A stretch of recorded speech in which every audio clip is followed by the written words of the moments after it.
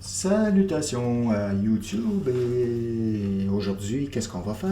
Il fait un froid glacial dehors, alors on va faire une recette classique de la culture québécoise qui remonte au temps même des bûcherons, des fèves au lard, mais de façon un peu plus moderne.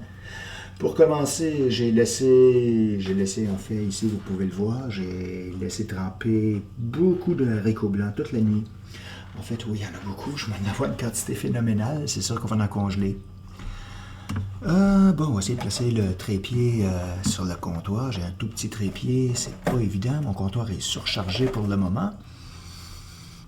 J'ai gagné un petit peu de temps, j'ai préparé la recette. J'ai épluché et j'ai coupé 5 oignons pour une pareille quantité. Ça sera pas tout trop, je vous avoue. Dans le fond, j'ai mis à tremper un gros sac. J'aurais dû en laisser tremper un petit. Mais vous savez, quand on fait des fèves au lard, ça se congèle bien. Je mets ça dans des plats. Au niveau de la congélation, si vous voulez des bons résultats, que ça ne brûle pas, avec l'air finit toujours par assécher, c'est de mettre en quantité compacte dans des plats. Et les fèves au lard, ça donne des bons résultats. Je pense que j'aurais pu faire un équivalent d'un repas familial des fêtes avec une grosse famille. La grosse différence, c'est qu'on va faire ça avec un autocuiseur intelligent. C'est beaucoup plus intéressant. Alors, ce que je fais, j'ai pris mes 5 oignons que j'ai préparés d'avance, sauf le dernier pour faire un petit peu d'animation quand même au niveau de ma préparation. Je vais vous expliquer aussi pourquoi il y a du bacon au lieu du classique gras, en fait, du lard salé. Moi, j'aime pas ça. Et c'est pour une raison très personnelle, c'est que j'ai toujours trouvé ça dégueulasse de croquer dans des morceaux de gras. Ça m'écoeure royalement. Donc, en prenant du bacon, tout simplement, la beauté de la chose, c'est que le gras est en couche plutôt mince ici. Alors, tout le gras va fondre au lieu de rester dans un bloc gluant dans lequel j'ai horreur de croquer. J'imagine des végétariens dire « Ben oui, mais c'est dégueulasse, la viande, point à la ligne. » Bon, on n'ira pas dans ce débat. J'apprécie beaucoup la bouffe végétarienne, mais j'aime la viande aussi, je dois l'avouer. Donc, c'est de couper ça en petits morceaux. Et je vous assure que pour la quantité de fèves au lard que j'ai, c'est... Moi, habituellement, mon bon petit couteau me sert, mais là, je pense que pour celle-là, on va prendre les grands moyens. Tiens, un couteau de chef.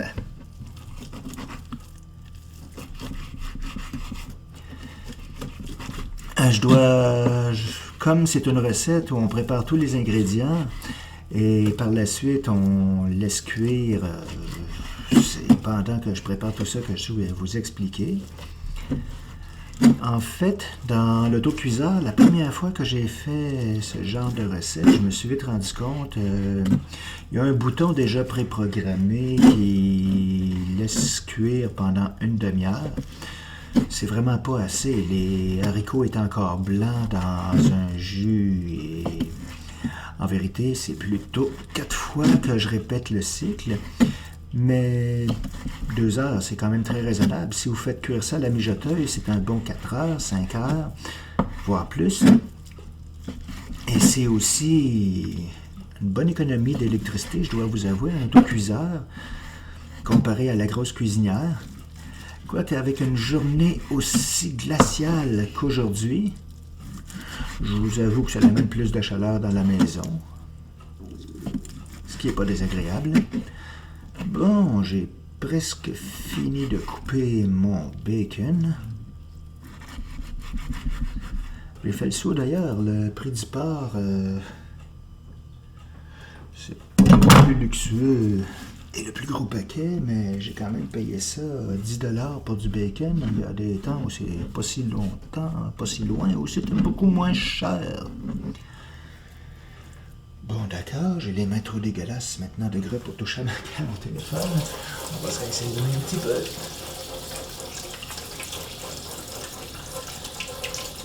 suis en train de réaliser que je vais... J'imagine que le micro doit capter à 100% le bruit du lavabo. Désolé. On va faire ça vite.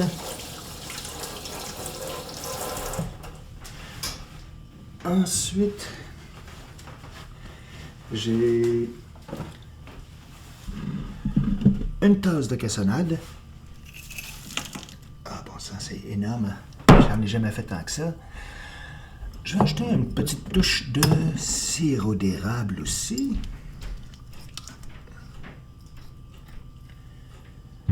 Je dois en ajouter à peu près un quart de tasse. Encore un petit peu.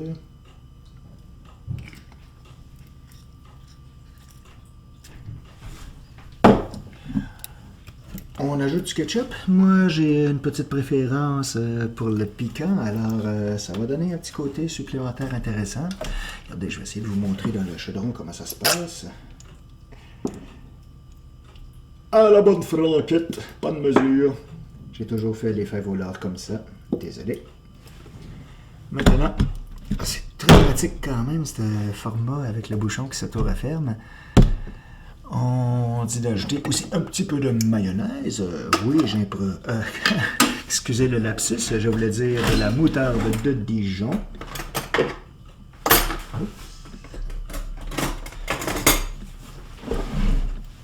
On dit d'en mettre 2 cuillerées, mais étant donné la quantité de fèves au lard que je vais avoir, ça va être ça, mes 2 cuillères. Généreux, je l'avoue, mais compte tenu de la taille du plat en question, ça se comprend. On dit d'acheter un petit peu de sel. J'aime ce format qui fait un gros sel. Ça, je devrais pas le gaspiller pour ça, mais...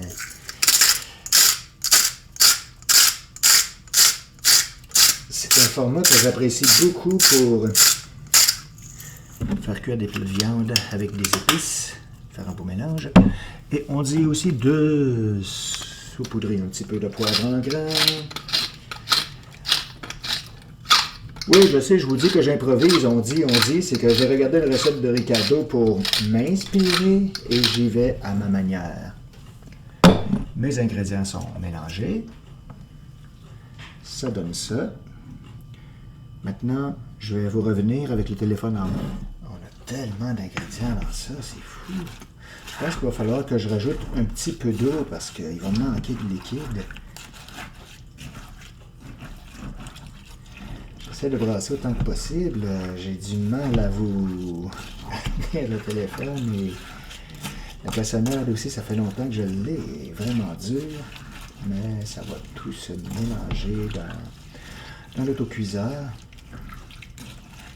Ce qui va se passer, c'est que dans le premier temps, je vais laisser un cycle. Vous allez comprendre, je vais vous montrer l'autocuiseur quand je vais avoir remis le plat dedans.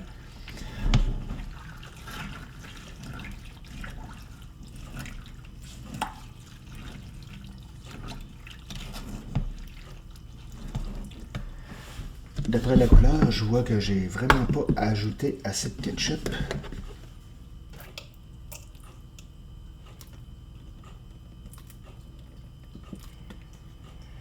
C'est une pareille grosse quantité. On dirait presque que je fais de la cuisine pour une cafétéria.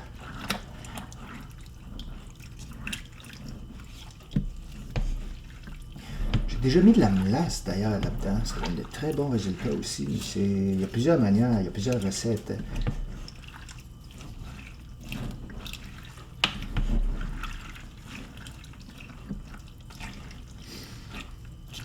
Ça commence déjà à sentir un petit quelque chose. Mais c'est tellement rien comparé à ce que ça va sentir tantôt quand tous les vapeurs vont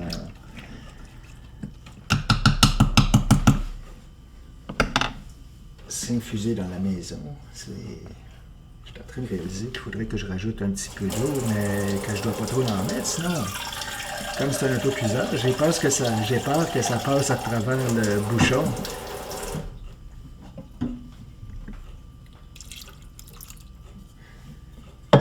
Voilà, quelques préparatifs et je vous reviens. Donc voilà la grosse différence. Nous, on le fait avec un autocuiseur intelligent de marque Starfleet. Oh, ça va. Juste une encoche, voilà.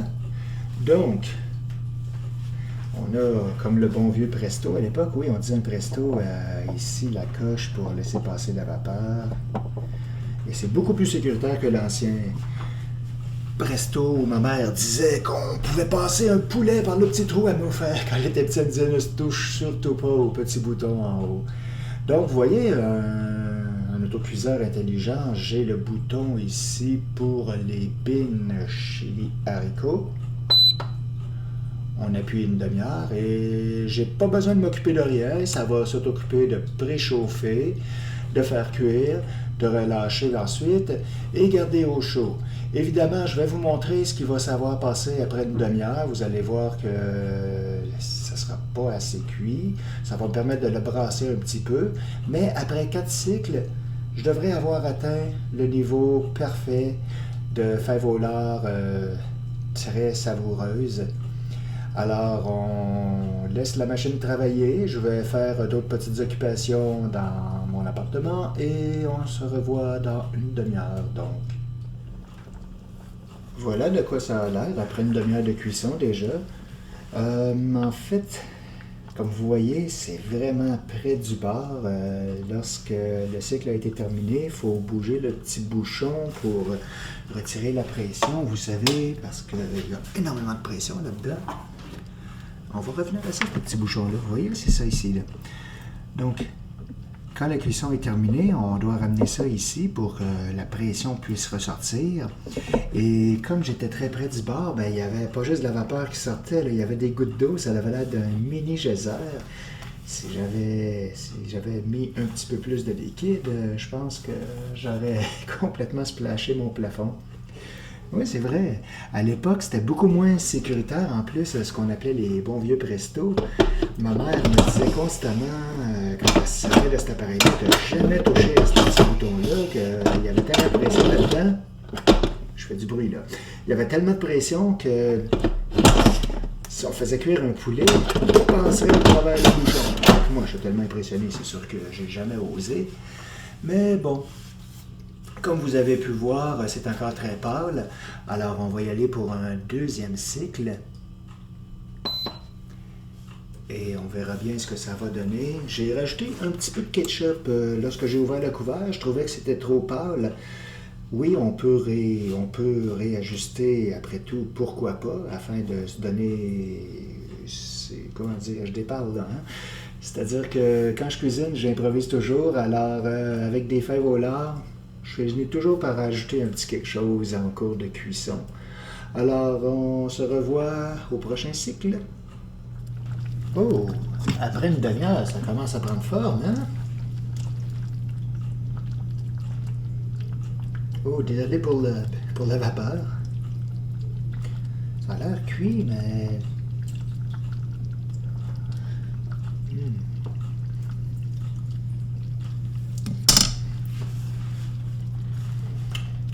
On va y aller pour un dernier coup, encore un troisième coup pour laisser épaissir le tout.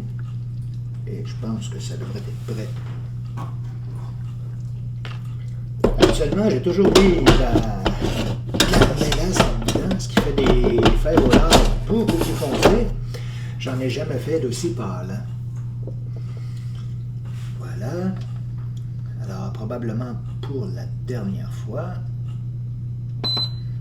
Un autre petit goût de 30 minutes. Voilà le résultat après finalement 1h30 de cuisson. Et on voit que ça semble très cuit.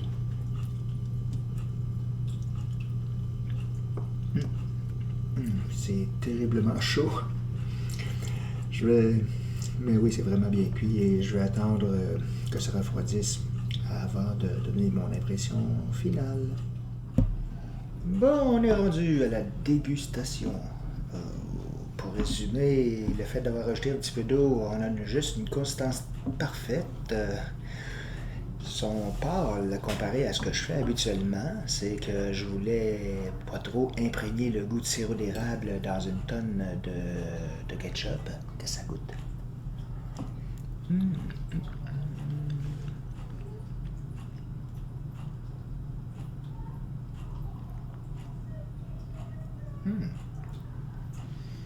Ouais, j'ai été en subtilité cette fois.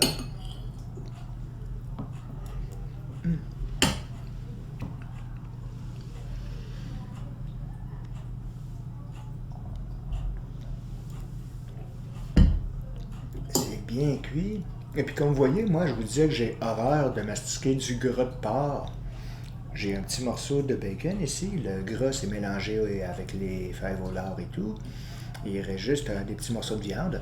Ce qui, je trouve, moi, est beaucoup plus intéressant. Alors, il va me rester juste à transférer tout ça dans des plats et congelés. J'en ai vraiment pour tout l'hiver. Alors, j'espère que ma petite improvisation vous a plu, j'en bégaye. N'hésitez pas à faire vos propres variantes, il n'y a aucun mal à ça.